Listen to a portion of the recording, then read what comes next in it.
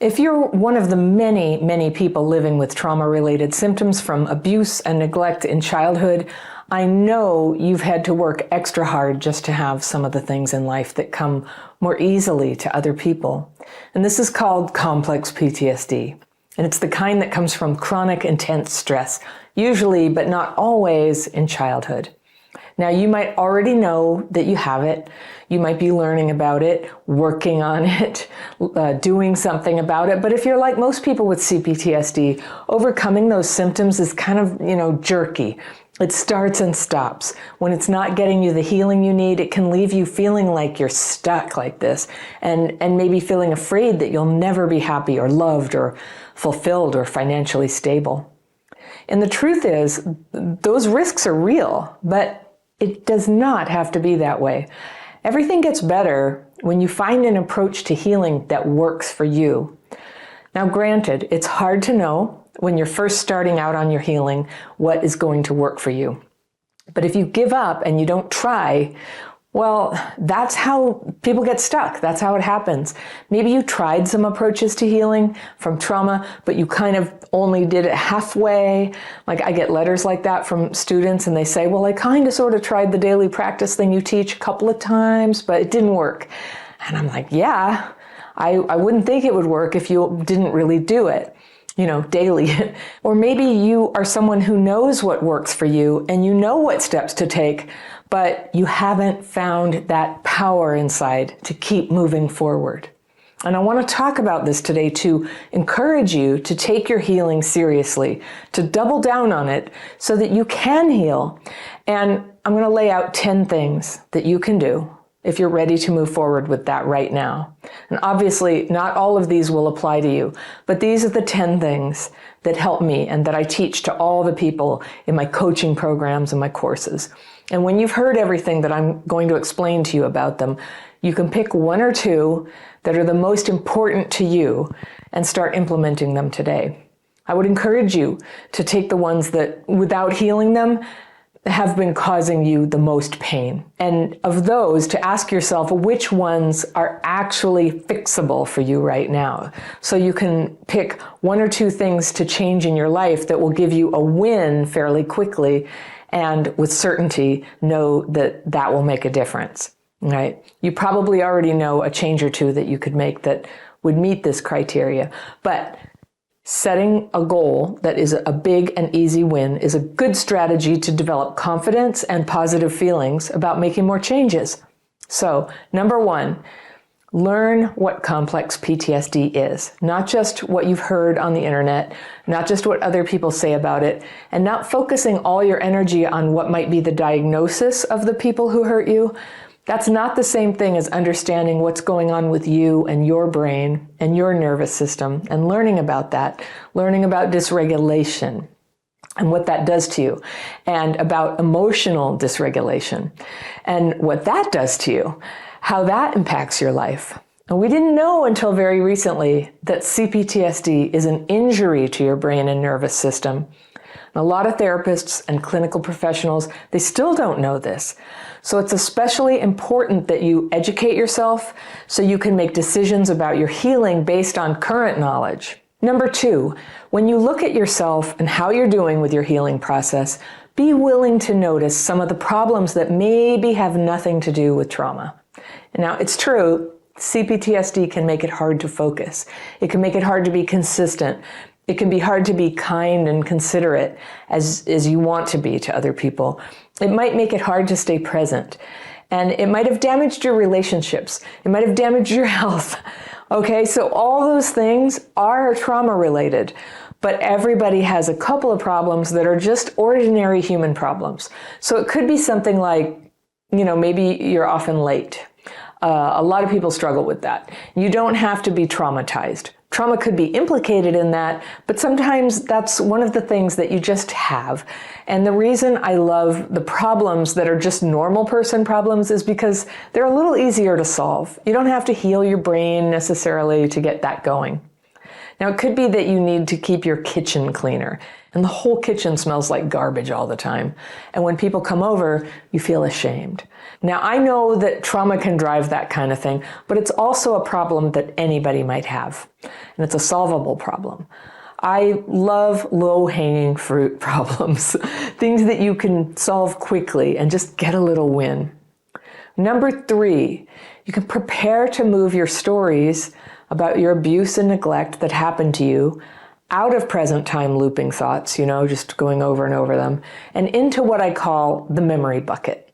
Now, if you can imagine, there's a bucket, and there's your present time thinking, and there's a memory bucket. So the present time thinking is up here, and the memory bucket is here. CPTSD can trap your emotional and body reactions from old traumatic experiences up here, and then keep them looping in your mind as if they're still happening. It's different than a memory.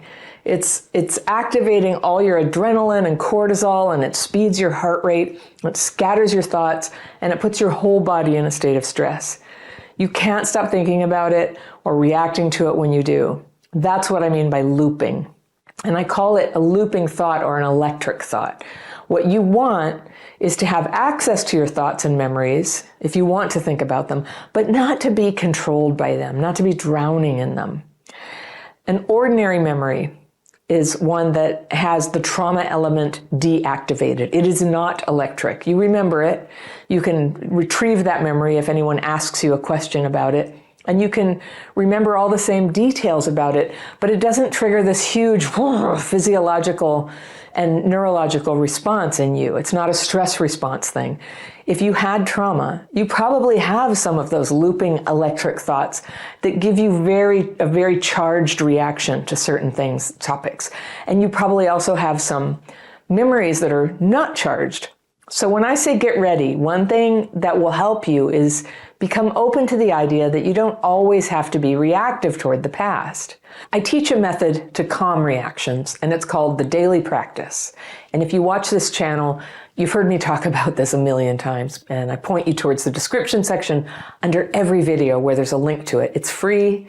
You can learn and try it in less than an hour, and then there's more videos if you want to go deeper into it. And it can help take the charge out of your natural stream of thoughts by helping you name and release fearful thoughts and resentful thoughts. Now, I'm going to keep teaching under the assumption that you've tried these techniques, but if you haven't, try to hear the essence of what I'm saying here. If you feel anxious at the thought of surrendering your fear and resentment about the world, and some people do because fear and resentment for a lot of us is a primitive form of a boundary. It's just like being anxious about stuff, being angry, it can feel like protection. If that's you, I would just say, do it a tiny bit at a time, do a little bit at a time, the daily practice, and see what happens. And just see if when you do surrender and release your fears about something, does it incapacitate you? Does it make you a doormat? Is that your experience? It's not mine. In fact, it makes me more empowered. It makes me more clear about when something dangerous is in my presence and when I need to act on it. So you can try that for yourself, just a little bit. Stay safe. Just try the daily practice a little bit and just check the temperature. How is it? How do you feel afterwards? You can get that link down below in the description section. If you do sign up for that course, by the way, you get invited to twice monthly live Zoom calls with me. We use the techniques. I take questions. I just did a big call today. It's so much fun together. And it's a great way that people come together and find friends who are walking the same path of healing. All right, number 4 is to stop trying to make other people not trigger you. So if you get very triggered by people, and pretty much everyone with complex PTSD gets triggered by people, that's what makes the connection hard for us. That's why we isolate, right? That's why we have a tendency to do that, or keep people at arm's length. Those interactions get so triggering. So there's a misunderstanding that if we could just get other people to stop behaving the way they do, or saying what they say, or making us feel the way we feel, then we would be okay. And sometimes that's true, but it's usually not true. Because even if they wanted with all their hearts to stop triggering you, they probably couldn't. The trigger is in here. It's for you to work on. And anyway, most people are not willing to try to change everything for you. It's just reality. you learning how to calm your triggers is going to be more effective and easier and more empowering for you than trying to make the world around you change. Now, when you can learn to calm your triggers, you become perceptive and you can begin to tell if someone in your presence is actually a difficult person or if you're feeling triggered and having difficulty, but they're not causing that difficulty. And I'm sure you struggle with that question already. Is it just me or is it them? Am I being crazy or am I being a doormat? And in most cases, you're confused about that question because you have triggers. Learning to know the difference is called discernment. And that's one of the biggest things that we lose with CPTSD is that ability to discern. And when you begin to develop discernment, which you can through my writing techniques and by working with other people or a therapist or peers or a group, you can develop that ability to judge what's coming from another person, what's coming from me, what am I okay with? And what a relief to be clear when you get a strong feeling that someone you meet doesn't belong in your life or something they did was a deal breaker for you versus when someone is a person you want in your life and you can see your triggers for what they are. You can work to make your relationship better. You can be a more trustworthy person for them by calming your triggers and have the power to do that. The other great thing about learning to calm your triggers is that you become flexible. You become able to hang out with a variety of different people. You can be in all kinds of circumstances. You don't have to be so particular and have so-called boundaries about, I don't do this, I don't let people say that. You can start to be flexible and just let people be themselves and let life happen around you. You are safe to relax around people when you know that when you need a boundary and you need to step back from someone, you can. When you know your boundaries and you're prepared to honor them, you can be less afraid to connect with people and instead be more open to them. All the bad things that come with CPTSD, problems with relationships and focusing and balancing your emotions, your stress levels that get activated if you don't get triggered, that's your superpower. If you were to do one thing, learn to notice when you're triggered and bring it down. Now, learning to notice dysregulation and a triggered state in yourself is a huge piece of what I teach in my coaching programs and courses. Dysregulation triggers disconnection from people and it triggers self-defeating behaviors. And when healing begins in these areas, good parts of you have room to just come shining through. Your kindness, your talents, your joy, they all have space to grow. And these are the good parts of you that were suppressed by all the trauma and locked down by your reaction to hurt and trauma. Some people are suppressed for a long time, but only because they were too dysregulated to manage stepping out of their safe zone. In the safe zone, you can't afford to connect with people or face your own mistakes, right? When you learn to calm triggers and re-regulate your emotions and brain, you can take some risks. And when you can take risks, your life grows. Now remember, this is not just to feel better. Now you do have to feel better. You need that, you deserve it. And what it gives you is an opening for the real healing to begin. And that's you becoming yourself and delivering the love and the contribution that you have to bring to the world. All right, number 5, if you want to speed your healing, stop trash talking the people who you choose to have in your life. It's very common for people who don't have CPTSD to just throw labels on people. This person's a narcissist, they're toxic, they're worthless. But if you really want to heal, if you want to double down on your healing, I encourage you to stop using those labels on people and instead just start noticing whatever you call it, the thing that other people do or have that is so troubling for you. The thing to focus on is not the other person anyway, but the way that you get tense or you struggle around them, the way that your emotions rise up or you get dysregulated. That's the part, that's the part where you actually have influence over what happens next. And you do have a right to make decisions about whether to let somebody into your life or not. So now when you're triggered by someone, instead of just telling them, oh, you're a narcissist, and therefore you should read this book I found about narcissists because it never goes over well, take it from me. You can either accept that person or you can step away from the relationship. The more you recover, the more you'll be at peace with the people that you do want in your life, and the more quickly that you'll be willing to step away from people who you don't want in your life. Focusing on yourself is always going to be your superpower. And when you can learn, oh, this is where I get triggered, that's a powerful thing to understand. And this doesn't mean that you should just learn to put up with terrible behavior in others. You want to be aware, you want to be grounded and lucid and clear-headed and clear-eyed and perceptive so that you can make good decisions about how to proceed when somebody begins to treat you badly. Somebody's treating you really well, of course, you want to be at your best. You want to be able to open your heart and enjoy that relationship. Number 6, stop clinging to bad relationships that make you miserable. Now, I have to bring this in any discussion of what it means to double down on your healing. Staying in bad relationships and hemorrhaging all your energy and your cognition to a situation where you're fighting all the time, or you're being treated in an abusive manner, or being gravely disrespected, or you're sad all the time. This will halt your healing. Now, I understand there are relationships where there's an obligation or a duty, as there is with dependent children or with certain other people who rely on you for care. And that may require extra effort and extra support to remove yourself from situations that are destroying your happiness and your chances of healing trauma. But whether it's simple or complicated, it's important to keep moving forward. All right, number 7 is the same thing, but for jobs. Don't stay in work that makes you miserable unless your life depends on it. And there are times when we all have to do what we have to do to get the paycheck. Right? But it's not forever. Don't let it be forever. If the paycheck is not the problem right now, I want you to ask yourself, is being miserable at work something you are unconsciously choosing so that you can avoid facing something else that's hard for you? And I talk about this very directly because it's something that I've had to face myself before. And there was a lot of time when I was still at the effect of CPTSD where if I weren't miserable, I would have to notice immediately that there was this giant hole in my life where close relationships were supposed to be.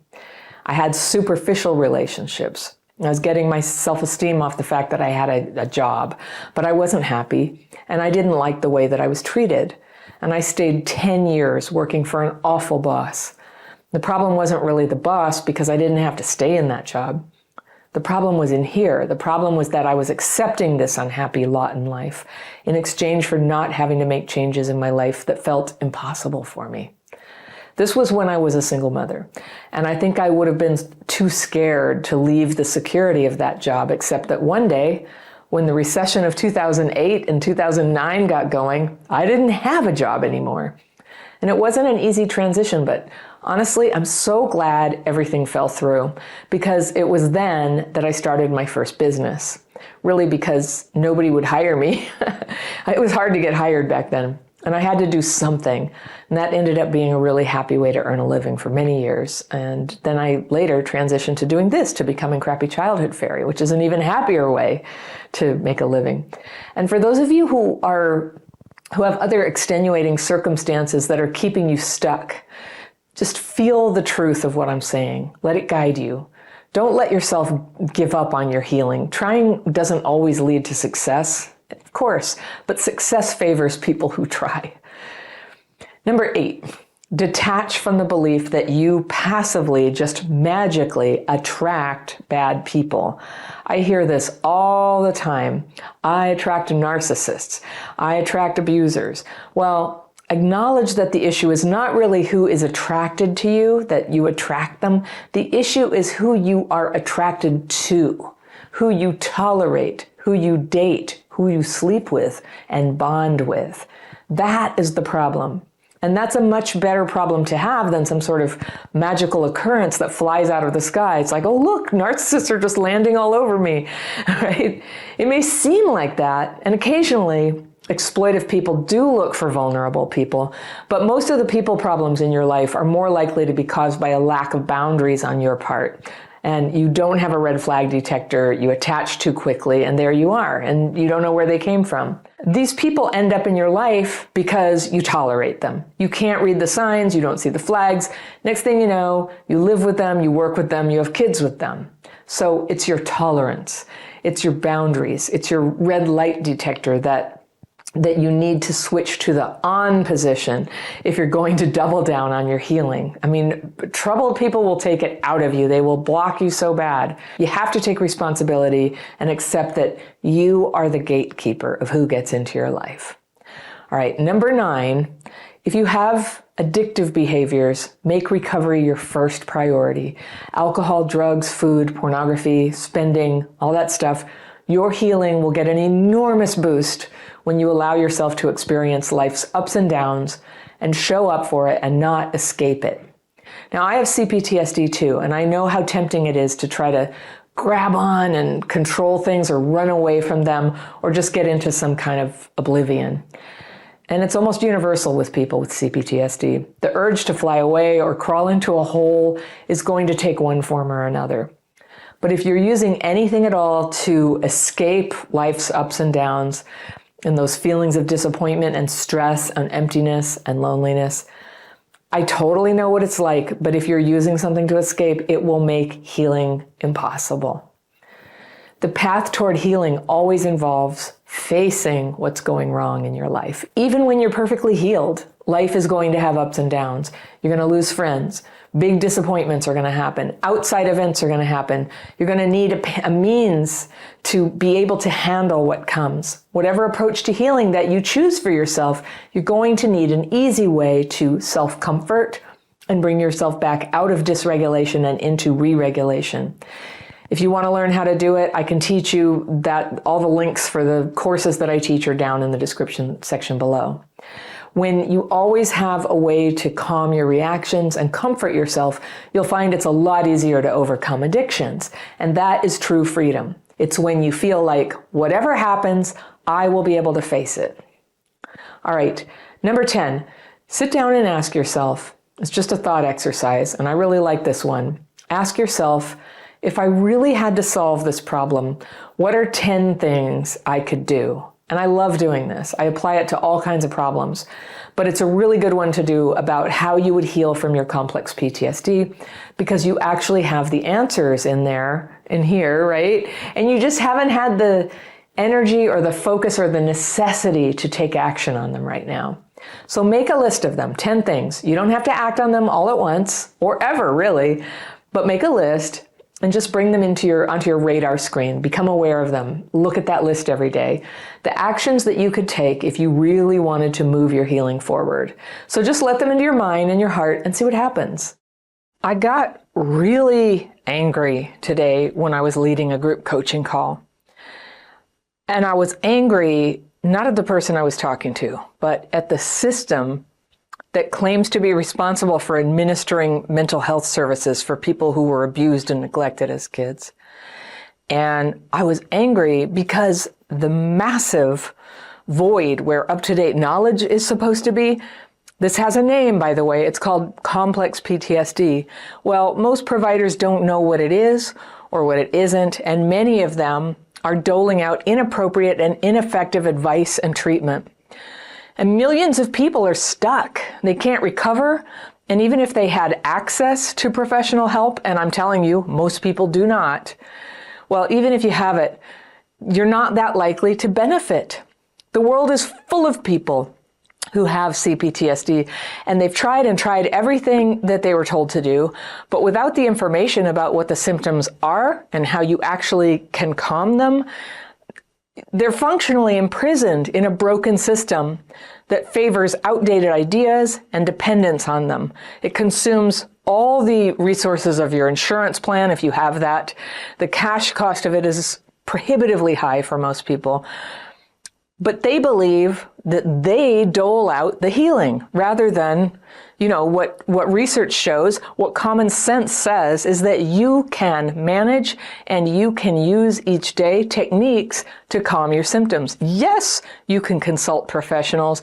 And yes, there are some people who are in a mental health situation where they must be under the care of a doctor. I know that. But for most cases of CPTSD, there's a system that provides stuff that doesn't work. The old treatments are not really a fit for complex PTSD. That's pretty much all you're going to get, but they are not a fit. There is a very poor evidence of efficacy, really, associated with talk therapy or medication for these things. Talk therapy and medication are great for certain things, but they don't seem to be that effective for complex PTSD.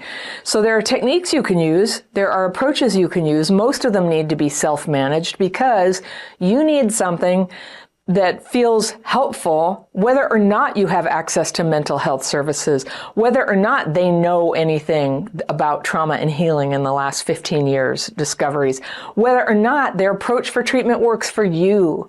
So there's basic stuff that ought to be the first line of treatment, and it's not recommended. This is what happened in the call today. A new member, has had a serious depression for 4 years, and this is the first time when they encountered my videos, it was the first time they'd heard of complex PTSD, and they had an extremely traumatic childhood. So I'm just trying to understand, they've been in the care of a doctor and a therapist all this time and heavily medicated. I'm trying to understand, how is it that they didn't know about complex PTSD? It's distinct. It's distinct from general anxiety and distinct from depression. It's distinct from ADHD. It's distinct from borderline personality disorder. I think a lot of professionals are out there, they're just lumping it in a way that makes sense to them, given that they haven't read, even the most basic research reports. There's very popular books that have been out for a decade that explain this from the point of view of the patient. Two that I would recommend, by the way, if you want to get into this, are Bessel van der Kolk's The Body Keeps the Score, and also Pete Walker's CPTSD, From Surviving to Thriving. Those are two books that give a deep view that, for me, they just the light went on, that's what I have. And I've been talking about what I learned in those books. I've been reflecting on my own experience having this and how I've recovered. And that's why you see thousands and thousands of people coming onto this channel and saying, I have that too. It is described now. And to me, it's basically tyranny to not incorporate knowledge of this condition, which is a known thing now, to not incorporate that knowledge in the way that people access treatment. Because there's a lot of suffering that goes on with CPTSD. I'm mad today. I'm just mad today. I can't even believe that you can get away with charging money to help traumatize people and not know what this is. So I was wondering, is the lack of evidence-based treatment out there ignorance? Or is it malpractice? Is this your problem for having symptoms, or is the problem that the dominant paradigm has stripped you of your agency, your autonomy and power to heal your life? And they take money, but they position themselves, the mainstream healthcare and mental health care, they position themselves as the authority. We know what this is, and all treatment must come through us. If you watch my channel, we have so many therapists and doctors who value what they get here. They share it with their patients. They use it for themselves and take my courses. But I still get these mails from occasional therapists or psychiatrists going, how dare you? You have no qualifications to talk about how to heal. And I'm just are you freaking joking? Do you think that people who have themselves recovered have no qualification to talk to their peers about the path they followed? It's just such an arrogance. It really bothers me. It bothered me because this person I was talking to this morning on my coaching call, it's a group coaching call that we have for members. She really had just discovered what this is. And like so many of us, it's this incredibly freeing thing when you find out, so I'm not crazy, I'm not a bad person. The symptoms that I have are almost verbatim. They follow a very normal pattern for people who were abused and neglected when they were kids. So it's not crazy. It's normal. You're a normal person if you have these symptoms. So this is stuff like, ADHD type symptoms I mentioned, emotional dysregulation, endocrine disruption, higher rates of heart disease, cancer, diabetes, hypertension, reproductive disorders. There's a whole realm of physiological disorders that are connected to a history of trauma. There's a high correlation between the amount of trauma you went through when you were a kid and how much you suffer from chronic disease, and things that have to do with a compromised immune system, compromised endocrine system, and difficulty just healing tissue. Your vital signs become dysregulated, out of sync when you're under stress, when you had this kind of background. This is To me, this was earth-shattering. It explained so much, so many of the things that afflict people who had abuse and neglect as a kid. You know, migraines, arthritis, asthma, sleep problems. So many of the things that I've suffered with are very common, classic. And when I was a kid, I had this, you know, horrible stomach upsets all the time, especially when things were stressful. Go to the doctor, you know, it was just always a great mystery to them. But now we know, and now there's no excuse not to know. And so I'm calling it tyranny. I'm calling it tyranny because every person has a right to expect their healthcare system to have basic knowledge about what this is. It would be terrible for them to be performing surgery but not understanding about infection prevention, right? Terrible things can happen when you don't know about that. So that was figured out a long time ago. But we have known for 10, 20 years that complex PTSD is a different animal. I'm still hearing all these professionals going, oh, that's just ADHD, that's just BPD, that's just, you know, whining. And actually, it's a thing. It's a thing with a predictable pattern. It can be measured on a brain scan. Complex PTSD, it's a thing. So if you were abused and neglected as a kid, and I'm talking something new to you, please research. You can look at my channel, look online, complex PTSD, learn the signs of it. There's a lot of literature out there that's actually pretty unenlightened. You get these websites about health conditions, and they just say things, and it's not very up to date. The important thing to know is that trauma when you were a kid is highly correlated with the more trauma you had as a kid, the more likely that you have an autoimmune disease, the more likely it is that you have depression, anxiety, smoking, addiction. We knew, I mean, it's been common sense for a long time that traumatized people have a higher rate of addiction, tend to get depressed, tend to get anxious. That is understood. But cancer, diabetes, obesity, really, you know, like people didn't know that. So it's so important. This is a critical issue. I think traumatized people are the most expensive people in the healthcare system. So it is in their best interest to come up with treatments that work. But one sign that a treatment doesn't work is that healthcare systems don't fund it very well. And this is what I want to call out. This is going to be controversial for some of you. But there is poor evidence that talk therapy targets complex PTSD very well. Many talk therapists will tell you it does, but if you've ever noticed, if you have access, virtually, I mean, very few, a small percentage of people in the world could access therapy if they wanted to. That cannot be the, you know, oh yeah, you just need therapy, right? It cannot be that. People need something they can manage themselves. It also can't be something that other people control. So I can't tell you how many messages I get from people who say, I'm desperate, I don't know what to do. I got diagnosed with CPTSD and now I have to wait months to see anybody, or even years in some cases, like in the UK, years to see somebody who can help you with CPTSD. Well, can they help you with CPTSD? And given that it's such an expensive problem to have, that so much chronic disease is associated with it, if they thought that what they had worked, I'm just going to ask, wouldn't they be giving it? So what I notice is, I used to work in healthcare for 30 years, services tend to be scant or withheld if they can't produce results. And the results that a healthcare system needs is people need to get better and they need to not be so expensive. So I'm asking that. Does it not behoove the mental health care system and healthcare system to figure out what actually helps reduce the dysregulation that in turn triggers all this symptoms and chronic disease that are so expensive for healthcare and that make our lives so difficult and hard? Should that not be of top priority? So I'm just saying, if anybody out there, are you a researcher? Come talk to me. I want to help. I want to help with this. I have simple self-managed solutions that I teach for free. I have this free course, The Daily Practice. You can take it, try it out, see what you think. See what you think. I've got over 100,000 people using these techniques right now. And I'm sure there are many who did not find it helpful and I don't hear from them again. But I've got 100,000 people who have found it helpful, talking to me about it, coming back and saying this was life-changing for them. And I won't make any claims for the technique, but just that tools that you have in your hand that you can use as needed, which is how CPTSD is. You can't wait for, your Tuesday at 11 o'clock. You cannot wait for that and then once a week somebody doles out healing to you, which is normally done by talking about the past. All right, don't get me started on the past. Talking about the past, it's relevant. what happened is relevant. It can often help people to get a little validation. That happened to you? Ah, well, that constitutes trauma, and that would explain why certain things are hard for you. But talking about the past is not itself the solution. It might be validation to go, okay, there's a reason why I struggle. But it's not itself the solution. And that is what was always presented to me when I used to go to therapy, is that, just keep coming back week after week, year after year, keep talking about it. And I kept thinking, well, I don't know, where is all this going? Am I going to have some big breakthrough because I talked about it? Am I going to have an insight? That's not where it came.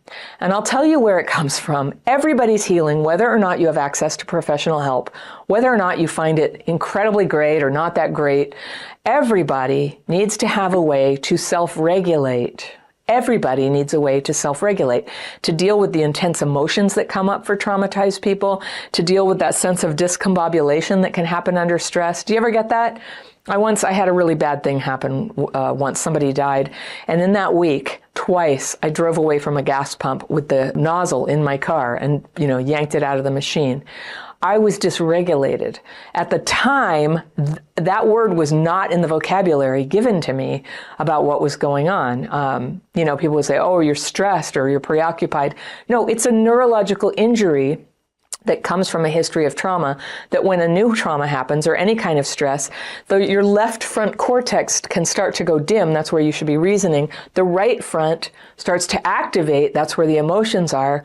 And all hell breaks loose. Life is very difficult to manage when you're having trouble reasoning and your emotions are quite strong. It's hard to make decisions. It's hard to set boundaries. It's hard to see a red flag and then act on seeing that red flag and stay away from that person.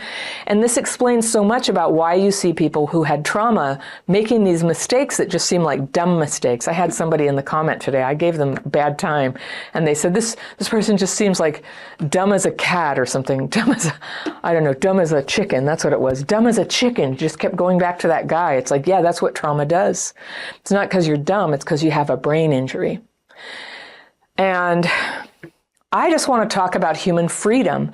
Like, a person cannot be free if they cannot control symptoms that are dominating their life and pushing them into a terrible situation, a terrible set of decisions that cause them to be impoverished, ostracized, and further abused.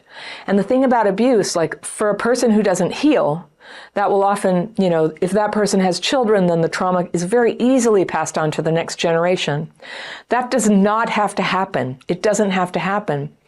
But we cannot pretend that the mental health care universe owns this issue and knows what to do and should always be consulted. I had this there's a major, website that deals with, adverse childhood experiences and trauma. And I was invited to post my blog posts there, and I would, and sometimes videos. And I put one up there about how it was a little bit about this, about myths that have been perpetuated, that you should always be talking.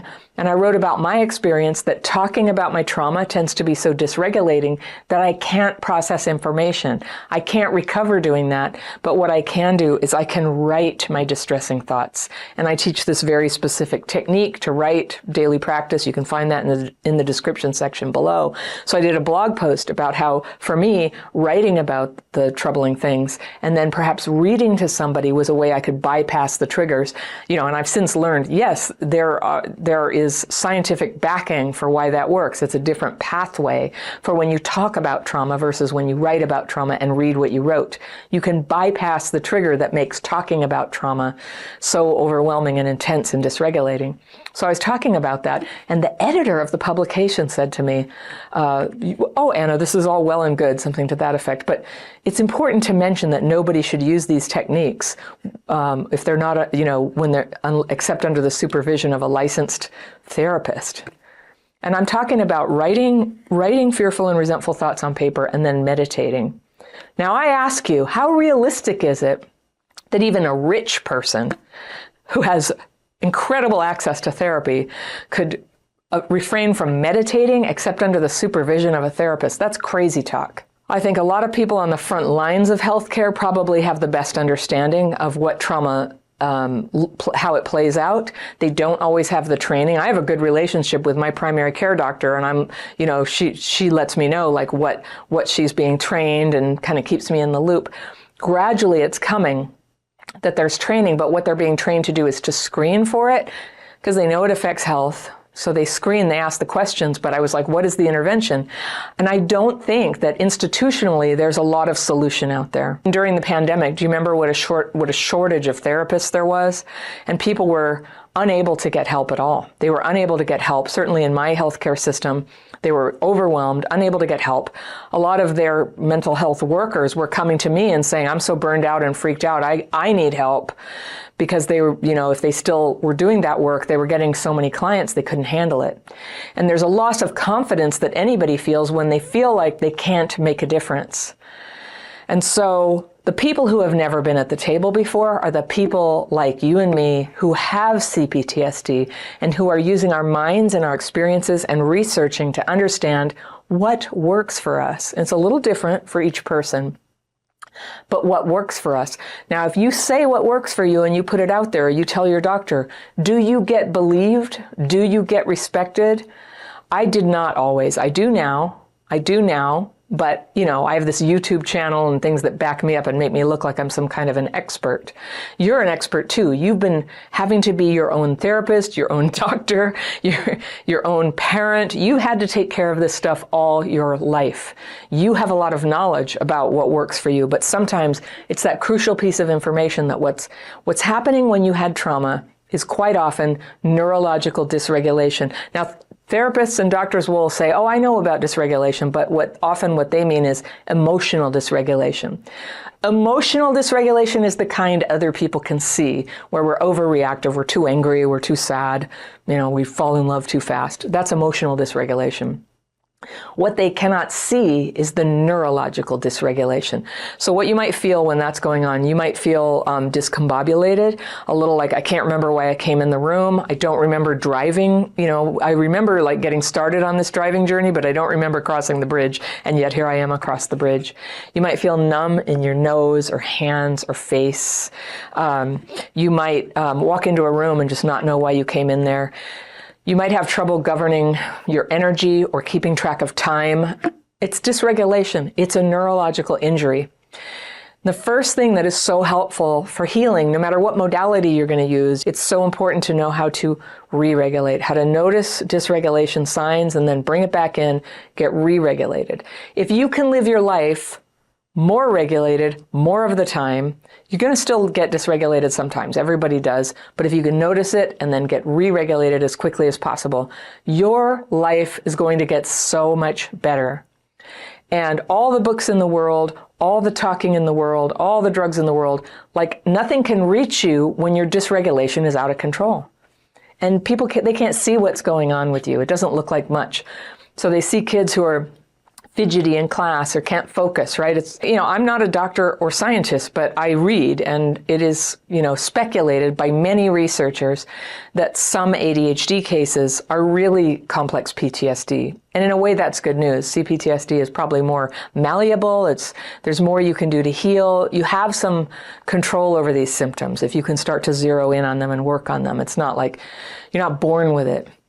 Another thing that it gets confused with is borderline personality disorder. These are two separate things, and I won't pretend to be able to diagnose borderline personality disorder, but there's clear evidence these are two separate things with some overlapping symptoms. There's overlapping symptoms between complex PTSD and autism, but they are distinctly not the same thing at all. Autism, is something you're born with. CPTSD is an injury. There are some symptoms that are similar, and it would be things like reading the social cues, being tuned in. With CPTSD, there's an injury to the ability to connect with other people, and that's going to manifest in many ways. And you probably have gone through your life with people thinking you're spaced out, you don't care, you're just too angry, you're too sensitive, right?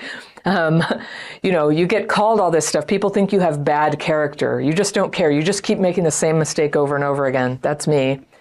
And nobody understood, and that's why it's so incredibly empowering when you talk to other people with CPTSD and you read the research and you find out what is actually normal. What is a normal response to an abnormal event in your childhood or series of events? You're normal.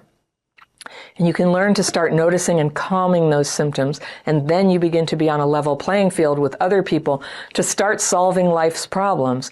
And if you grew up with trauma and you've lived your life dysregulated, I know we get problems. There's money problems, relationship problems, not being able to get along, not feeling connected, joining groups but never feeling like a part of them, feeling like we have to isolate all the time.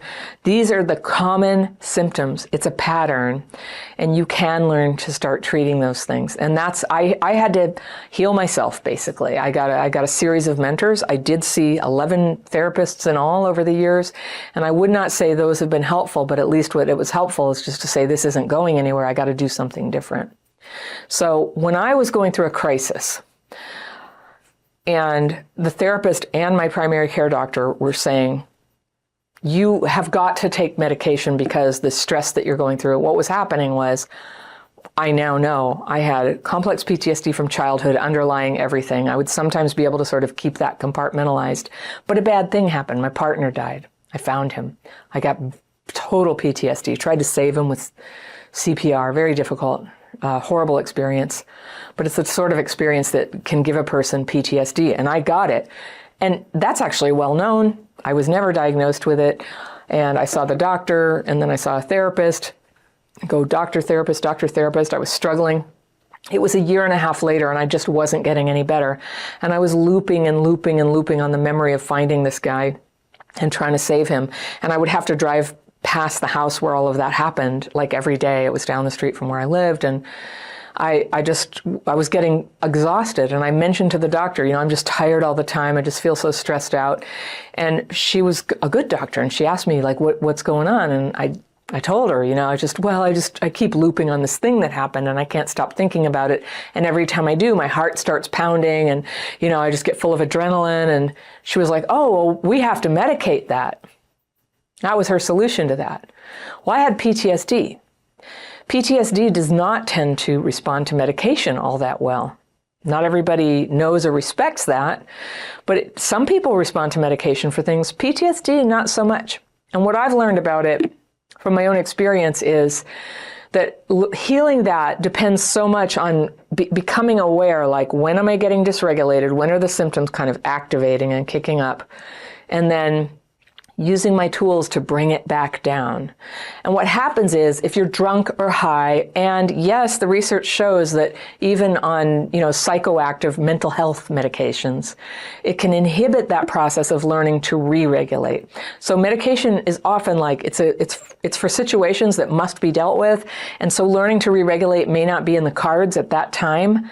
But in time, to really learn how to re-regulate, you kind of need all your senses. You need to feel the little edges of those negative feelings. I say this with full understanding. Some people, they don't need to feel it. They need professional help. They need medical help. But for the vast number of people who are just struggling with some old traumas, learning to re-regulate is the most powerful thing they can do to support whatever else they're doing. Some people do somatic body methods. Some people do talk therapy. Some people are under the care of a psychiatrist. Some people are doing martial arts. Some people are in 12-step programs. Some people are in a combination of all of that. But none of it is any good if you can't stay regulated and hold your focus and be able to, keep your adrenaline level down and process information. That's what I'm saying. So I was angry. I was angry that this woman had suffered for 4 long years, and she was under all this care. They had medicated her to the gills. She was sick and tired of it. And I can't speak to whether she needed that or not. She didn't feel that she did. But no one had ever used the phrase complex PTSD to her. She didn't know about it. It was just treated like this was some random thing wrong with her without considering what had happened to her. I believe that every person needs to be sovereign over their healing. Sovereign means you are the queen, you are the king, you are in charge of your healing. We consult professionals for help. In rare cases, we are incapacitated because of a debilitating condition physically or in mental health, where somebody has to make decisions for us.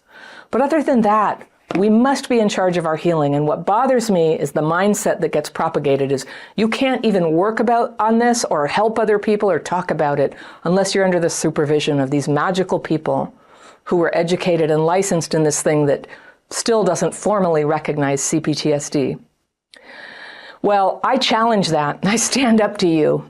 We must do that for ourselves. We must learn to support each other. We must learn to re-regulate. Healing is really only possible. There's a little bit of healing you can do in isolation, but ultimately it's your connection with other people. It's identifying, yes, what happened, but then what am I doing? What are the behaviors that are defeating me and sabotaging my healing right now? We start to work on those.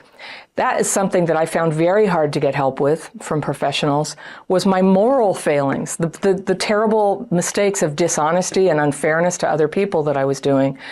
It's the stuff that we talk about our parents doing to us, but there's this weird like firewall where we go, they did all this bad stuff, but we are just, the victims of this. But actually, every single person has these problems where we have moral failings and we need help changing them. We need help not being verbally abusive to people, not violating, commitments in our marriages and relationships or in other people's marriages.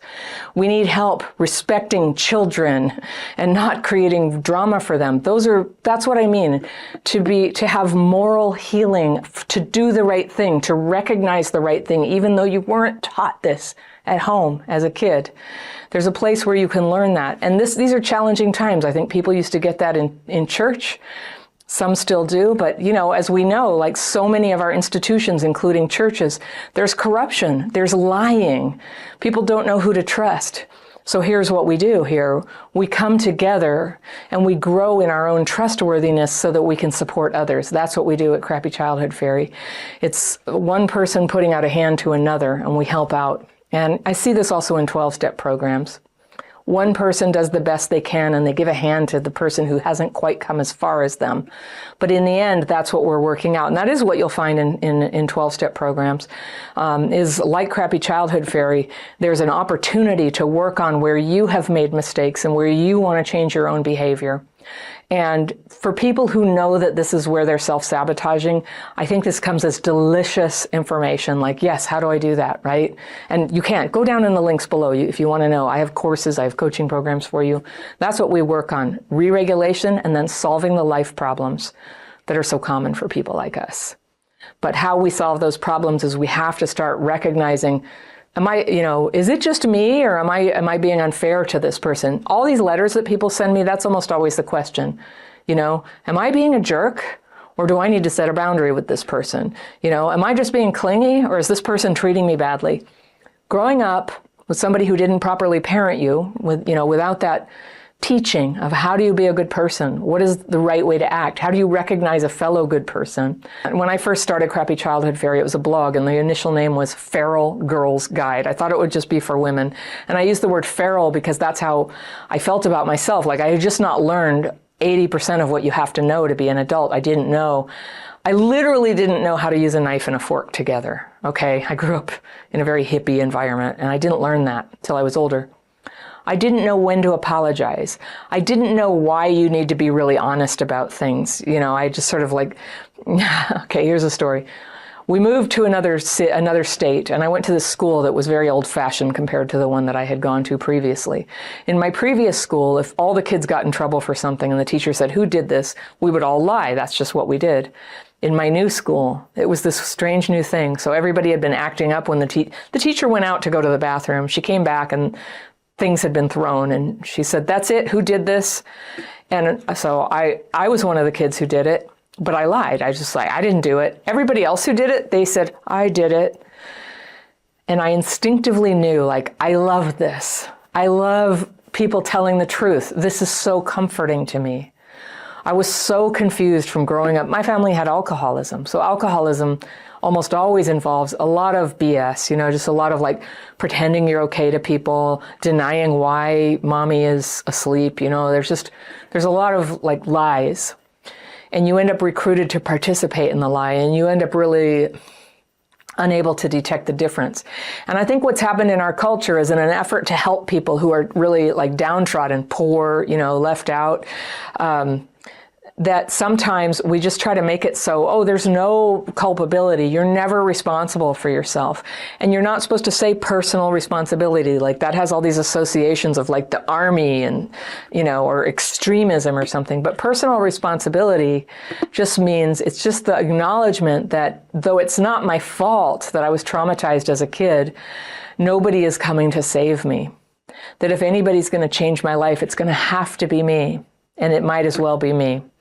And so for me, I benefit from my relationships to the people around me. I don't live on an island, but I can't even have relationships with people around me if I can't have a basic amount of healing from trauma.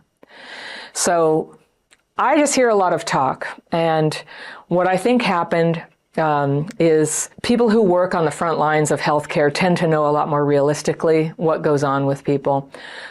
Although we're all capable of drinking Kool-Aid, we get very ideological. We think there's one way, it's never this, it's always that. Don't hold your kids, always hold your kids. There's all this like ideology about how to do things. And obviously instinct and common sense have to play a role. But the public health sector, I think, and I've worked in public health for a long time in the past, and I've seen this happen in other areas besides trauma. But what happens, public health is largely funded and rewarded by funding, either grant funds from philanthropists or government funds. And what gets funded tends to be things that are popular. In trauma, I'll tell you what's a lot more popular than helping us is helping children. And I think there's common sense to that. If you could avert trauma for kids, that would be amazing. It would be amazing if you could have a world where there was no more trauma. There are, in fact, organizations who claim they are eliminating trauma. And to that, I think that's really unrealistic. I think that's grandiose, in fact. And I think it sounds good, but it is human nature to do what rewards us. And so if you're an organization who works in trauma and you get funding, if you make audacious claims like we're going to end trauma, or you make audacious claims like, we're going to solve this problem and therefore you'll never have that problem. Oh my gosh, it's always so complicated, isn't it? But what you see in healthcare and then also this sort of like philanthropy funded sector is always the locus of control is on the sort of caregiver, the practitioner. And they say the word empowerment, but empowerment is always something they give to people. And I can feel the self-congratulation in that word empowerment. What I consider empowerment is it's a thing that only comes from within. Your power comes from within, and your power comes from within when you heal, when you are not suppressed and oppressed by your own symptoms and by a system that seems to kind of like your symptoms and keep ignoring them and throwing solutions at you that don't help and not measuring themselves and not rethinking, hey, you know what? The suicide rate just is going up and up. The depression rate is going up and up. Maybe we're not on the right track with this stuff. Diabetes. Diabetes is very closely. It's a common chronic illness that is highly correlated with trauma. So if that's the case, I could see this idea like we're going to end trauma and then there won't be diabetes. But what about the people like us who are already adults? We can actually calm other symptoms, our endocrine, diabetes, hypertension, depression, anxiety, addiction. All of these things are helped when we address the dysregulation. Not just the ideological story, not the socioeconomic story. That's all part of it, sure. But what we can change is our awareness of our symptoms and learn to bring those triggers and those symptoms down so that we are able to pay attention to what's going on and have actual choices. And to be tuned into ourselves and our environment enough to say, I tried something and it helped. This thing helped. When something helps you, it's good to keep going with it. When it doesn't help you, please stop attacking yourself or thinking there's something wrong with you. It doesn't help you. So I was angry today and I wanted to say this, and I've often refrained from being so opinionated, but it really bothered me that somebody could go 4 years suffering in a very serious state of depression and never be told about CPTSD. When your past trauma is doing the thinking for you, it loves to point fingers at all the bad things that happened to you. It can't stand looking at the ways that maybe your own actions and thinking right now may be sabotaging your healing. Because that's the biggest obstacle to healing complex PTSD. It's not your parents, though they probably had a lot to do with why you have CPTSD. And it's not your partner, it's not your therapist or lack of a therapist, even though a therapist may also have influence over your healing. The biggest obstacle, in my experience, is self-sabotage, because when you're undermining yourself, it doesn't matter what else is going on or what help you're getting. Your healing gets blocked. And it's really normal. Self-sabotage isn't just this bad thing we do. It's part of having CPTSD. It's part of it. For example, you might block your own healing with self-defeating behaviors. We all do it sometimes. And up to a point, we can probably keep making progress anyway. But the fact is, a lot of people with CPTSD are walking around not healing, still being stuck, getting more stuck, more disconnected, more angry, and more suppressed from ever becoming happy or fulfilled or becoming the person they were meant to be. So there are things you can do right now to start changing the direction of your life. And in this video, I want to talk about the ways you might be self-sabotaging your own healing and teach you what to do to stop doing that. Okay? Are you ready?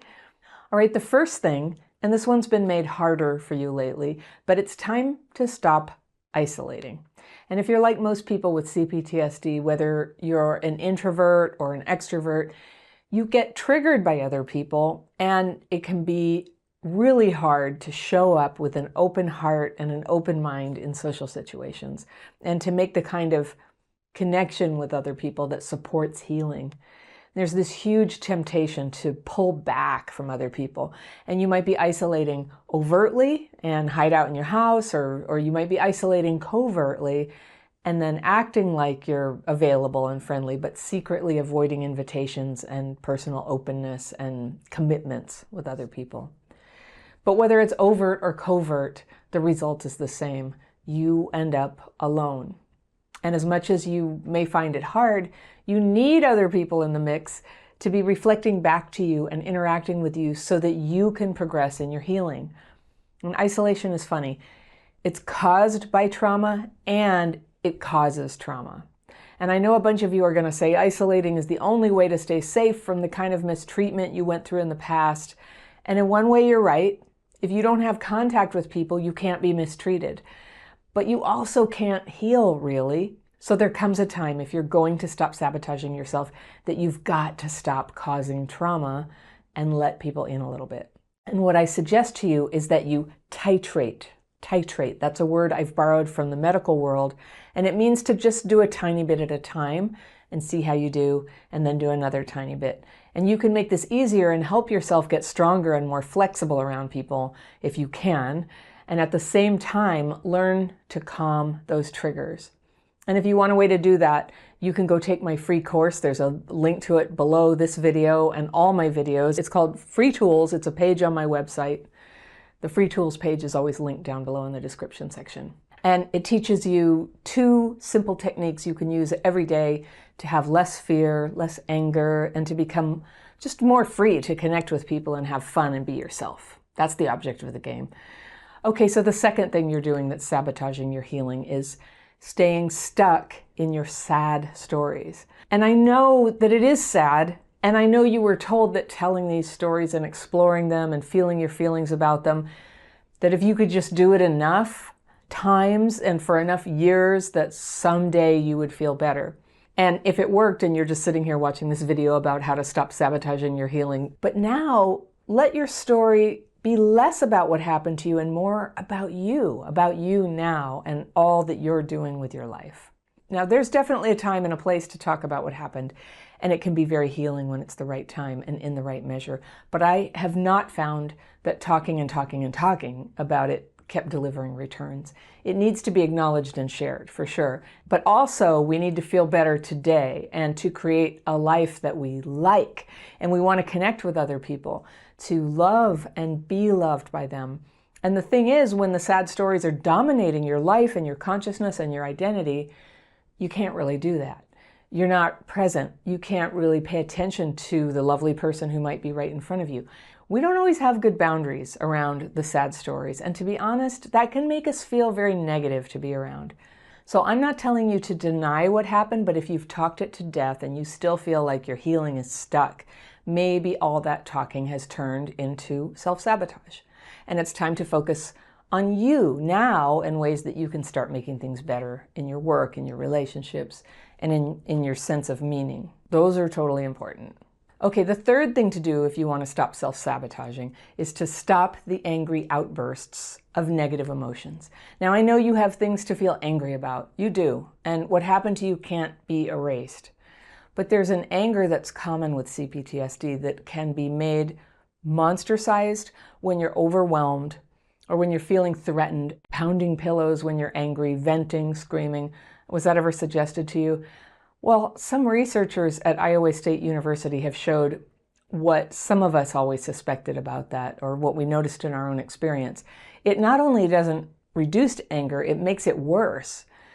So nothing will destroy your relationship and your career and your mental health faster than lashing out from that traumatized place. Now, if you were traumatized as a kid, I know, and I don't even have to explain this to you, I know you know exactly what I'm talking about. Maybe you've done it. It's almost certainly been done to you, and it's poison. So yes, there are reasons to be angry. There are present-day things that might make you legitimately angry. So yes, there are reasons to be angry. There are present-day things that might make you legitimately angry when you're insulted or cheated, that kind of thing. And there were past things that happened that weren't fair, that you feel damaged you or robbed you of wholeness, that you worry that you never can find or replace.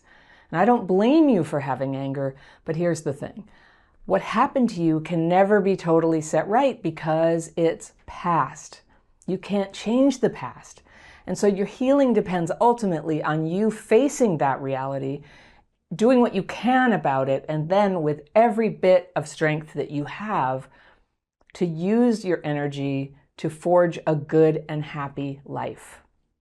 Your happiness doesn't depend on getting revenge or getting an apology. You probably will never have those things, but you can become happy by not damaging your life anymore. You can be happy by blossoming into your real self, being you, using your talents and developing your gifts so that you can work and give love and serve the world in the unique way that only you can. We can do it in 1,000 ways, but we need to be useful. That is a need we have as humans. And from there, the anger has a way of working itself out of your heart, out of your mind, out of your cells, so that you can be free. Okay, the fourth thing to stop doing is to stop being in bad relationships. And I know it's easier said than done. We are way inside the easier said than done land when I say that, but I'm going to tell you straight, if you're going to heal, you've got to stop being in abusive, chaotic, disrespectful, non-mutual, and breadcrumb relationships. To keep seeking them out, it's just like the definition of insanity, right? So staying in them is also something terrible. I would say staying in a relationship like that is spiritual death. When you know something is killing you or harming the other person, but you stay anyway, there's an injury to your integrity and your self-respect that will sabotage anything else that you're trying to do in your life. Are there reasons to stay? Children, illness come to mind. I'm not going to list them all here, but I'm suggesting you look at the fact, and I know you know this, that when you believe that you have no choice but to stay in an abusive, exploitive, or damaging relationship, it's probably your past trauma talking. And for you to heal, some stronger part of you needs to rise up and see the situation for what it is and get you out of there. The fifth thing you want to get free of is a tendency to run away from challenges and opportunities. Sometimes it seems like it's going to feel so good. And how many times have you turned away from a potentially good thing, a job, a relationship, telling someone how you feel about them, because you had to fear that your CPTSD symptoms would just rise up and destroy you if you did it wrong, if you messed up, or if you realized it was a bad idea or you got rejected. Putting ourselves out there and living our lives always involves the risk of failure. And the horrible thing about living with dysregulation and CPTSD is that failure is a risk we feel that we can't afford. And I'm not going to give you some personal development pep talk that you just have to be tough or strong or believe in yourself. You are tough, but what's needed to cope with failure and to not sacrifice everything to avoid is a way to offload that tsunami of emotion just enough that you're actually okay with what's happening. That's the secret. When your CPTSD is totally untreated and you're dysregulated and life is shaky, no, you can't afford to lose anything, so you don't try. But when you're active in the process of healing and when you're supported by a friend or two or three who know what your challenges are, who know why it's so worth it for you to keep taking your next brave steps, when you know how to calm your triggers, you can afford to take the risk. The only way to grow and learn is to try things. And the only way to bear the possibility that most of what you try isn't going to work out, it's just to embrace yourself as somebody who tries and to have a really good way to find ease inside when it is hard. And it can be hard out here when there's ease in here. That's what you didn't used to have now, but you can have ease inside. Is it possible to be addicted to a person? Toxic relationships are not technically a substance, but the behaviors they can drive you toward look very much like a substance addiction. When it's happening to you, it's almost like you're under a spell and you know you should get away from the person and forget about them, but one little bit of contact with them can start the whole destructive cycle over again. So this is another form of what is called limerence, and that's the name for an infatuation or an obsession for someone who's not actually with you, or not entirely anyway. And a lot of people have asked if you can have limerence for someone who you actually do have some kind of relationship with. And so I wanted to share the story here of someone I'll call Martin. And here's what he says. About a year ago, I met a woman I'll call Angela. We entered into a relationship pretty quickly, and it was very intense by my standards. We've been broken up now for several months, and I'm still suffering. The relationship was only good for about 3 months, but I think I'm experiencing a trauma bond, and the relationship has the markings of emotional abuse and perhaps narcissism, though I'm hesitant to label or diagnose, and I hoped you could help. Before I met Angela, I had a feeling about the kind of relationship I wanted to have. I wanted a partnership with someone who wanted to grow together, and this was kind of new for me. In the past, I used to just approach relationships with a see how it goes attitude, but there was never a goal. And for the record, I'm a divorced father of 2, and my past relationships, even though they didn't work out in the end, were pretty good. With Angela, I went into it knowing I wanted a lasting relationship, and she let me know pretty early that she was on board. There was a lot of synchronicity. It felt magical. We were texting all day, every day, having video chats and spending a lot of time together where we talk about the future. Within 3 months, we were talking about collaborations on business ventures and perhaps even moving in together in the near future. About this time, we went on a trip together and everything suddenly changed practically overnight. We had been at a big festival and I had to leave and go home, and she stayed longer. Before I left, she said that she could feel herself withdrawing and something about sabotaging the relationship and that I would be more hurt than she would be. I asked her what she meant, if she meant we should break up or something, and she deflected and talked about plans to move in together in the future. After I got home, I got a call from her, and she said she didn't want to be in a relationship anymore. She said she wasn't relationship material. I said, so we're breaking up then? And she said, whoa, stop thinking in such extreme terms. She said, that is linear thinking. She went away to her folks' place for a while, and I thought, well, we're not broken up yet. Let's just see what happens. Now, this is where I get mad at myself. The whole dynamic went on through the summer, where we weren't broken up, but we weren't in a relationship. Her communication at this time was cold, the total opposite of the first 3 months. I knew it wasn't healthy for me, but when I would start to pull away, she'd want me back. She called me from a cafe and blamed all of this on her avoidant attachment disorder.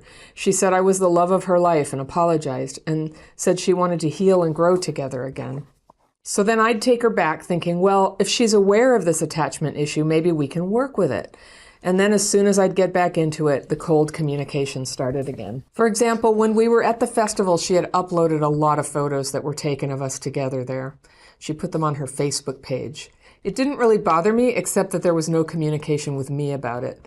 And then when she had that flip happen, when she turned cold again, she took all the photos down. Then later she'd put them all up again, still not communicating with me, and then take them down again.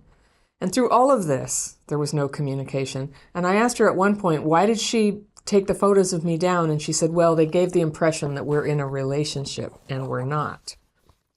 Another time over the summer, those photos came up again, and she denied that she ever put them up and took them down again.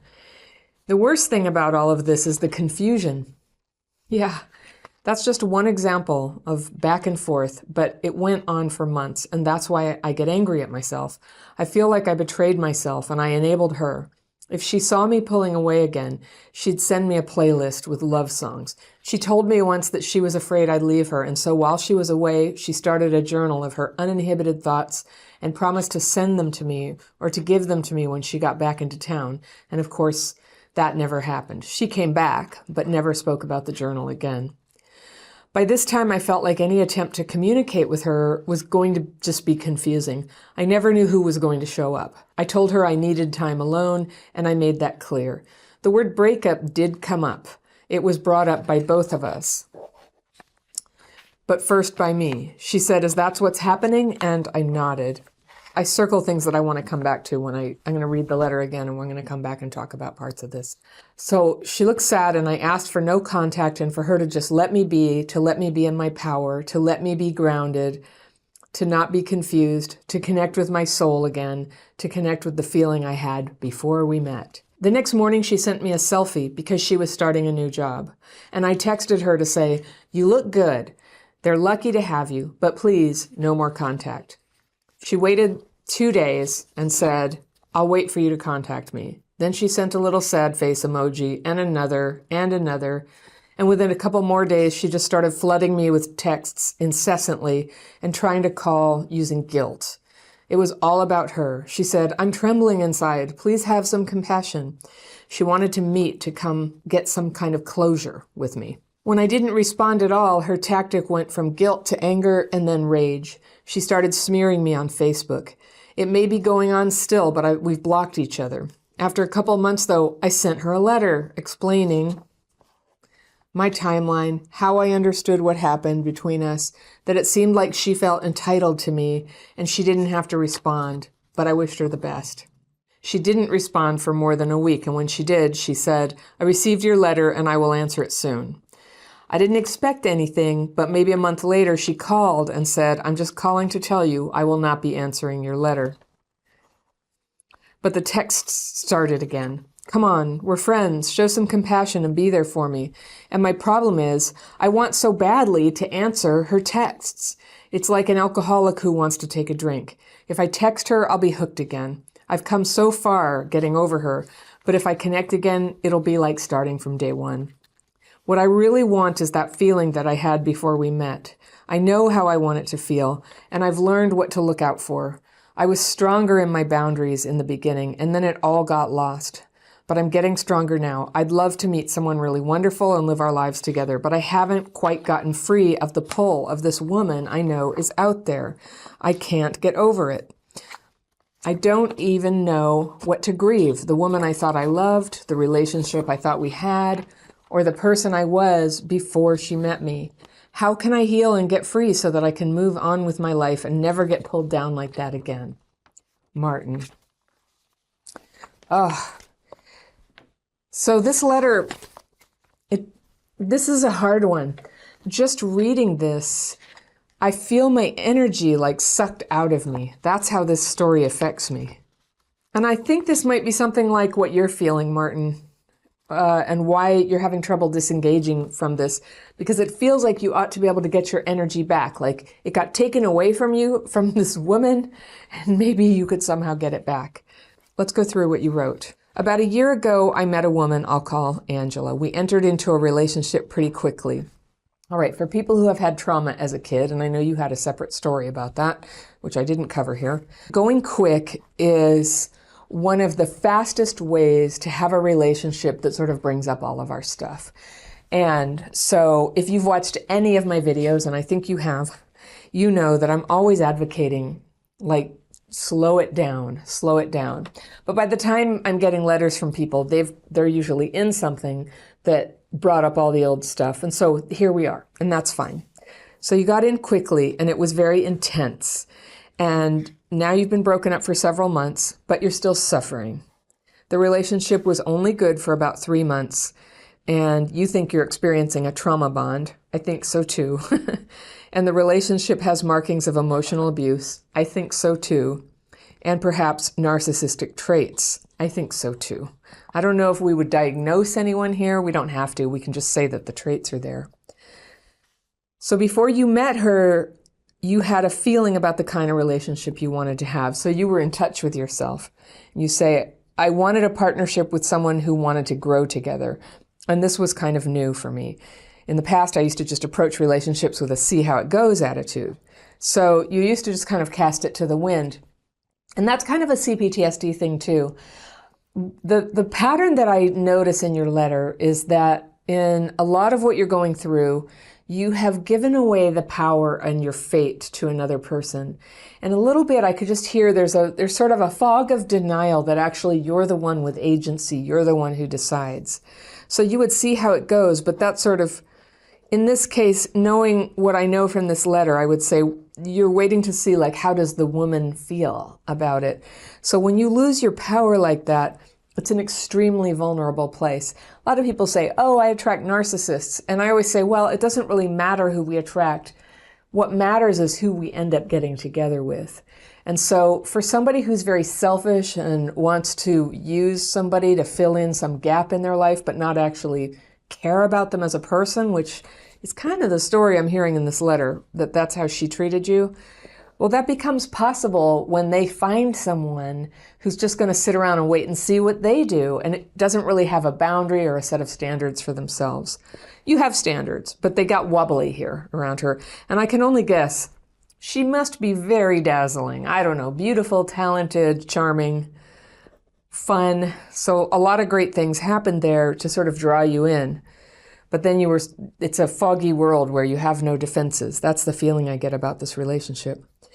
So you didn't have a goal in previous relationships. And for the record, you're a divorced father of 2. Cool.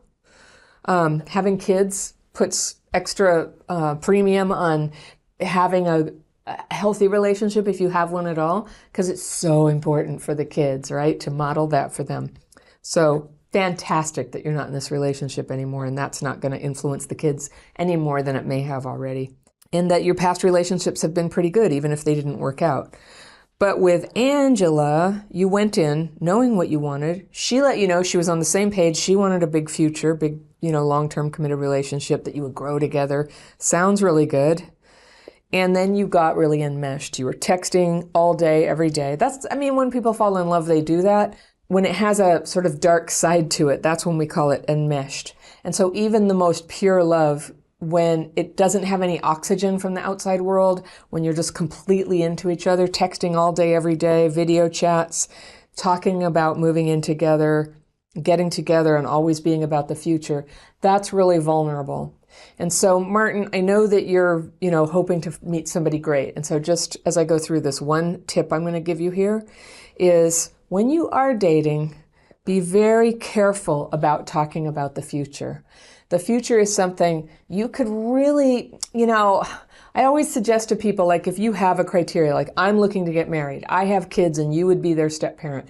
Those are things that kind of need to be floated out there fairly early in the dating relationship. But talking about the future and trying to imagine it and construct it, especially if you have attachment wounds or trauma, or one of your parents or both of them were very neglectful to you, it can be a really vulnerable thing. It can be prone to fantasy and limerence. So even though you're sitting with a real person right in front of you, you're interacting with a fantasy person. And I would say this person was interacting with some kind of fantasy of her own. I don't know her, and she hasn't written in, and she can't speak for herself here.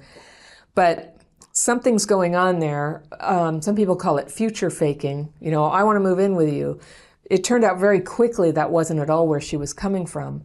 But that's one of the reasons why going slowly, because, just because we have CPTSD, we will often find ourselves kind of having a romantic involvement with someone who doesn't have those boundaries, who leaps into the future, who's not really capable of building a relationship and building commitment and building a real, true friendship, where deciding to live together would happen at an organic time after you actually knew if you were compatible and wanted a future together.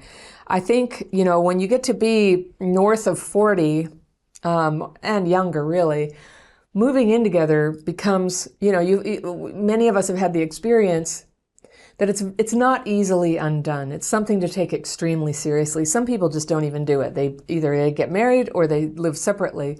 It's a complicated kind of commitment. It has a certain open-endedness to it, and yet your livelihood, your home, everything becomes like wrapped up in the relationship.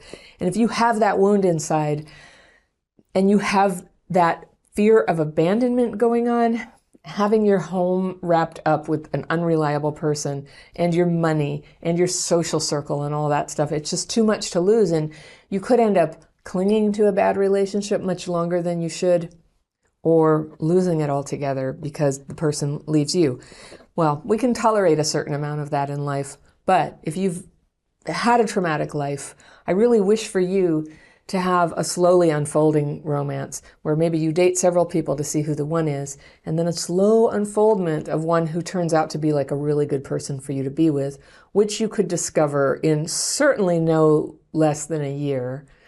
Usually more like a year and a half, 3 years would be a normal, healthy time to be dating somebody before you decide to stake everything on them. And especially because you're kids. What's great about kids is you can think about what's good for the kids. What's good for the kids is good for you. So just as it would not be good for them to have some partner of yours sort of come in and leave, or a bunch of drama, it's not good for you either. So this is where the story gets odd and hard for you. About this time you went to a big festival and everything suddenly changed. It was like overnight, just boom. So you were going to move in together. Everything was so great. Then when you had to leave and she stayed and she said some weird thing about feeling like she was withdrawing and maybe it was over and you're just, and then she denied when you said, are we broken up? She's just like, what are you talking about? No, we're moving in together. Very confusing. Very, right there, the red flags are just starting to like, it's a red alert. Okay, after I got home, I got a call from her. She said she didn't want to be in the relationship anymore. She said she wasn't relationship material. By the way, when people say that, even though sometimes that's a cover for something else that they don't want to tell you, like perhaps what might be the case here is she met somebody else. But it means they're not. When somebody wants to be with you, how you'll know is because they are with you, because they don't want to risk losing you, okay? And so they don't mess around with scaring you or saying they're not relationship material. They're going to put on their best behavior and try to impress you. So then you said, so we're breaking up, and she said, whoa, stop thinking in such extreme terms. And she said I was linear thinking. Okay, this is hallmark. Everybody gets mad when I say this. There can be all kinds of ideological and spiritual abuse, but accusing you of linear thinking is a kind of ideological abuse or maybe spiritual abuse, like, when monogamy is expected and had been promised, and you're accused of being too much in your head or thinking too linearly, it's like more red flags, red alert. You're not too linear of a thinker by asking, are we broken up, when she says she doesn't want to be in a relationship with you. So this is just like all out gaslighting here and saying you're too linear, you're too extreme. And it sounds like, I'm just going to read between the lines here. Well, I'll read about the next part here about the Facebook pictures. Then she went away to her folks and you thought, well, we're not broken up yet, so let's just see what happens. And I circled that, Martin, because you said that in the past you used to have this, let's just see how it goes attitude and no goal. So this is the point where you really surrendered your goal and you're just like, well, let's just see if she comes around and wants to be with you. And at this point, I think if you were stronger and more healed inside, you'd be going, F this person. They're being awful and inconsistent and blowing hot and cold and saying terrible things and accusing you of being too linear, that you want to know if you're in a relationship or not. At that point, I think That would be, it's a pretty obvious time to break up with somebody, but you think, let's just see what happens. And maybe you mean, like, let's just see what your heart tells you. But how this story plays out, I just see you getting tossed around on this stormy sea of this other person and her whims for you. And that her whims for you have everything to do about what's convenient for her and never anything to do with how you might feel.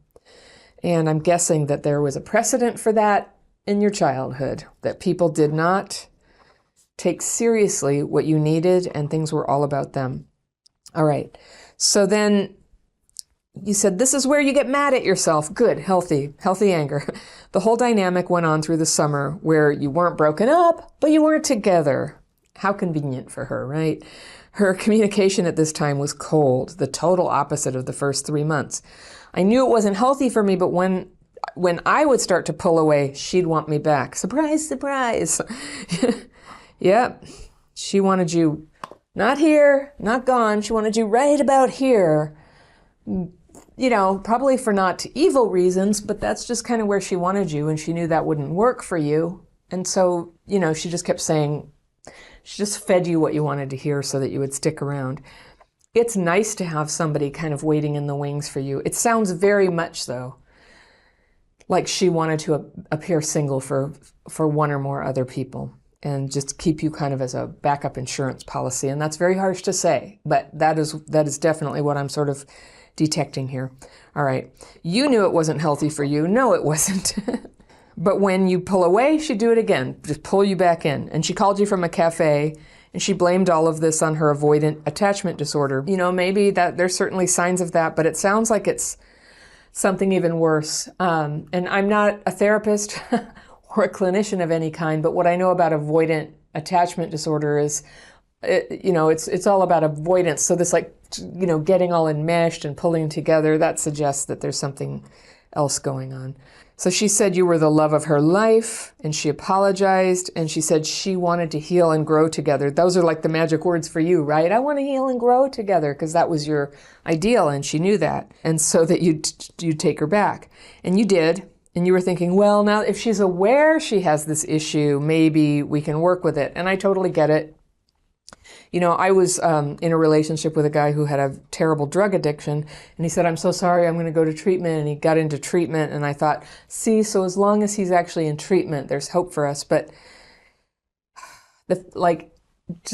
obviously our two cases are very different. But in that case, when I look back, I just say, even if he was utterly sincere, which he wasn't, he was doing it just so I wouldn't leave. Even if he had been utterly sincere, it's a long road for somebody who's that dysfunctional to actually heal enough to become a person who would be good to be in a relationship with, whether it's drugs or whether it's this just like crazy back and forth deception and inconsideration and selfishness. So let's just say it's not like some kind of a personality disorder or anything. It's the facts. This is how she acts. And I just wouldn't recommend to anybody, and I don't want for you. You're just like a dear person. You want love.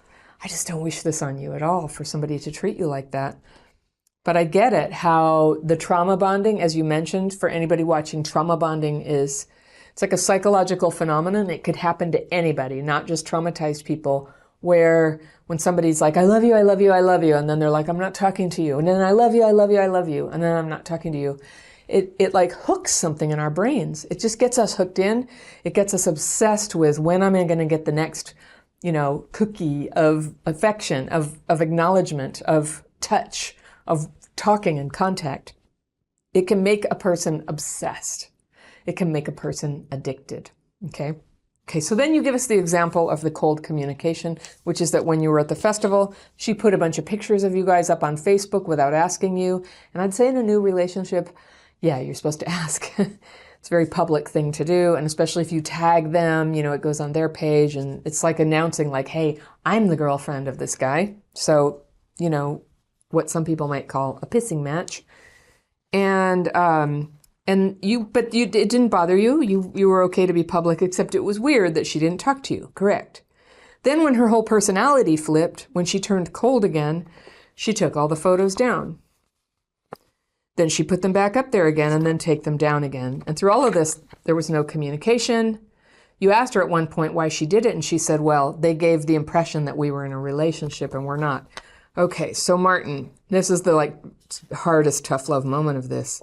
Why would somebody at a festival take pictures down?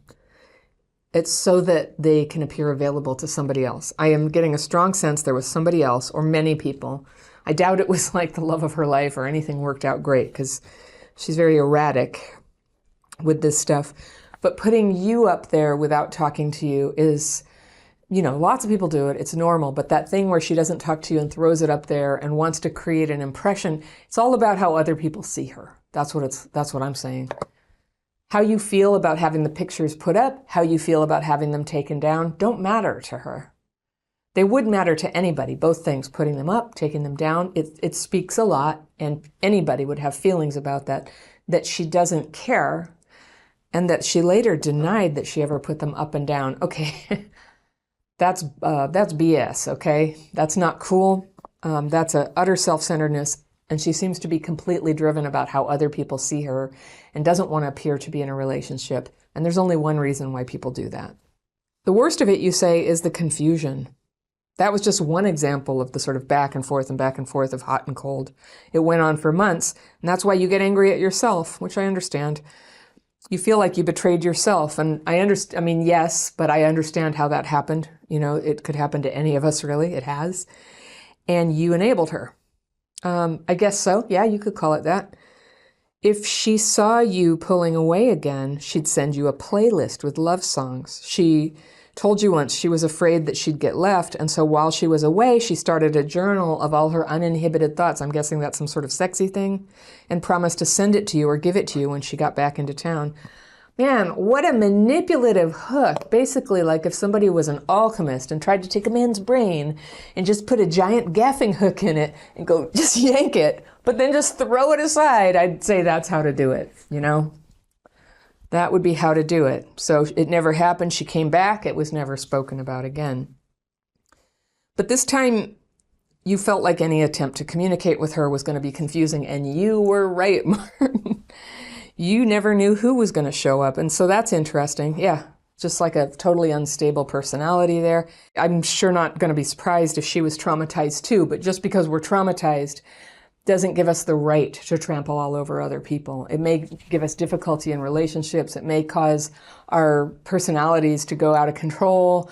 I know lots of people struggle with mental illness, but that still doesn't make it okay to abuse people emotionally. Everything that you suspected here, narcissistic traits, emotional abuse, and trauma bond, I think you're right. I think your perception is accurate, and I just want to validate that. Sometimes just having that validated by someone who gets it is enough to just help you go, okay, and wash that person out of your hair. I love that song. I'm going to wash that man right out of my hair. And there's a time for that, isn't there? So get ready. Get that shower warming up, Martin. It's time. It's coming time. Let's read the rest of the letter. Okay. I told her I needed time alone, and I made that clear. Clear. I'm going to circle, because what I think is part of the part that you might be able to adjust about this for your next relationship is your concept of what is clear and what is not clear. You say the word breakup did come up. It was brought up by both of us, but first by me. It's weird how you use a sort of passive verb on that. The word was brought up. It's like, you don't say, I broke up with her. I made it clear that I was breaking up with her. That's not what you say. You say, I needed time alone, and the word came up like it had a life of its own, and it came in, and it flew out of my mouth. It flew out of her mouth. I'm not really sure what to make of it, but she said, is that what's happening? And you nodded. Okay, nodding instead of going, yes, Angela, it's over, babe. That's it. That would be clear, but I nodded. That's ambiguous. All right. And I get it. But the picture I have of this and the way that I feel drained reading the letter, I just think you are dealing with a vampire. And yeah, even coming close to the story, it's very draining. She looked sad when you nodded, and when you asked for no contact. You asked, not told. When you want no contact, you don't ask for it, you declare it. All right? I'm just telling you here. I'm hearing the passivity in what you're doing here, and I think that's what it is. That spell that this whole relationship has cast over you. It's like drained your power to the point that you're like, please, can you just give me no contact and not just pulling down the wall yourself? And then you asked for her to let you be in your power. So if it's your power, nobody has to let you be in it. Your power is your power, and you generate that power. You hold that power regardless of what she wants or allows, right? And you wanted to be allowed, she said, you asked her to let you be grounded. You asked her so that you could not be confused. You wanted to connect with your soul again and connect with the feeling that you had before you met. And so here, there's just like this crucial, mind F here, where it got you believing that she had to give that to you, that she held all the power. And because you fell into that false belief, it actually became a true situation. She had all that power over you. Not that she could do anything with it. She sounds very unwell. But the next morning, she sent you a selfie. So you said no contact. So she sends you a picture the next day because she was starting a new job. So you had said no contact, but did you have no contact? No, you typed back and said she looked good. Oh, you made her feel good about herself. And you said they're lucky to have you. But, actually, I don't think they are. Based on how she treated you, I think that it's very unlikely that that's going to go very well for people. But you gave her the compliment, and I just, that's a clue sometimes when somebody is emotionally abusive to you and you're like, you look good, honey. They're so lucky to have you. Like, in what dynamic do we do that, right? The dynamic would be more like narcissist and codependent. Again, can't diagnose anybody, but that's the dynamic that looks like. Then you say, please, no more contact. So again, please. Like you're begging her for no contact. And if you're serious about no contact, you can do it. You block the person, and if it comes to it, you can get a restraining order. And I don't think that would be totally out of line here because of what she ended up doing, okay? And then that's where you tell us about this. She waited about 2 days after you said no contact, so no respect here. And then she said, I'll wait for you to contact me. I could just see her calculating. What can I say to break contact and try to hook him in again? Okay, I'll wait for you to contact me. Okay, but you said no contact. Then she sent little sad face emoji and another and another. So she's just sitting there. It's like with a fishing pole, just casting out with her hook. Come on, Martin, come on, come back to me. But with a hook, just like, ha ha ha. Not love. There's nothing here that's love. You know that, right? This is not love. This is consumption.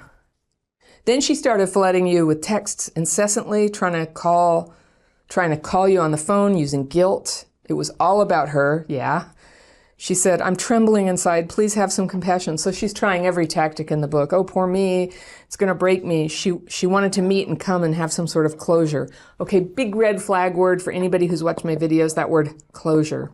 In the context of a breakup, closure, sure. If you had a serious relationship, let's say you were married and suddenly the person leaves, or you were engaged, like in a serious committed relationship that suddenly ends and one person never knew why, then having that conversation eventually would be closure. But in this one, you don't need closure. There's no closure. Closure is almost always a code word for the opposite of closure. I just want to get together and talk so we can have some closure means I just want to get together and talk so I can hook you in again, get that emotional ball rolling again, right?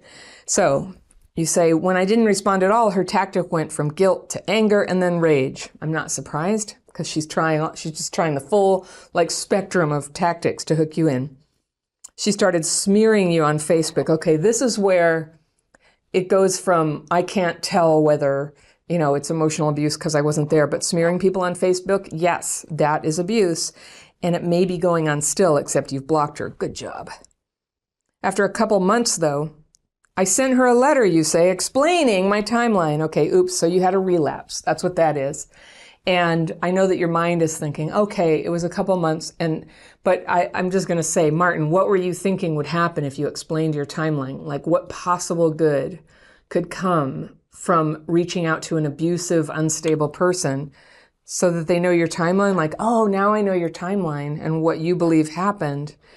And then what happens? They say, oh, I'm so sorry. I was a jerk. I wish, or oh, I'm coming back to you. I realize I love you. You mentioned this. There's parts of the letter I didn't include. We had a very long exchange on it. But you know this is addiction, and that's addiction can sort of grab hold of your mind and make you think like, okay, it's been 2 months. I can do it now. Like, it's safe for me to have contact now, just like an alcoholic will go, okay, I didn't drink for 2 months. Now I can drink. It'll just be one. It'll be fine. You said it seemed like she felt entitled to you. You're right. You have very good perception about this. It's just that some part of your brain gets hijacked and just keeps thinking that somehow you can make it change if you just say and do the right thing. And so the rest of our hair just to go, oh yeah, we've done that too, and it never works. Okay.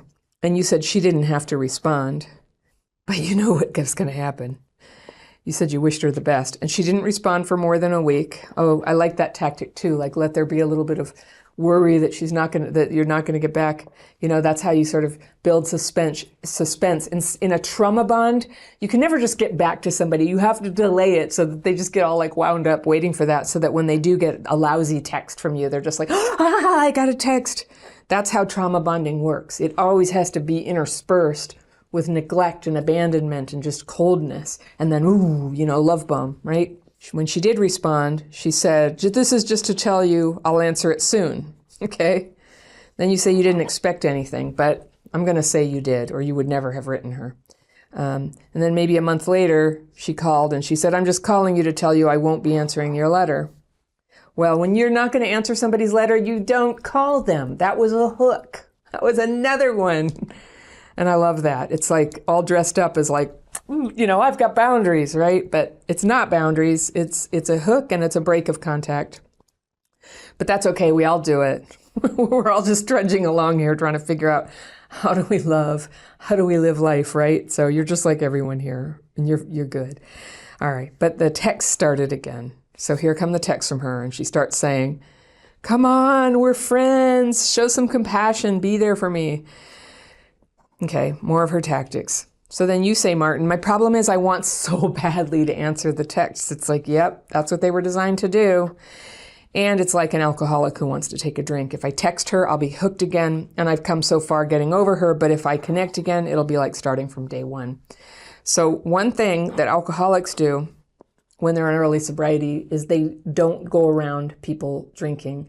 And they sometimes live in sober living houses, and they set themselves up to eliminate the trigger. And the trigger for you is contact with her. It would also be thinking about her, fantasizing that it could have been okay.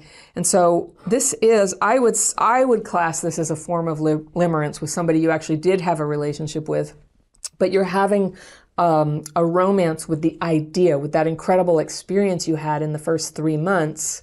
And even though it went totally to hell, you're still like in love with that her and with that you and with that couple and that possibility that you once had there. And so the process of healing is going to involve just facing that and seeing it for what it was, that was the hope of what it was, but time did allow you to see what the reality of that relationship is.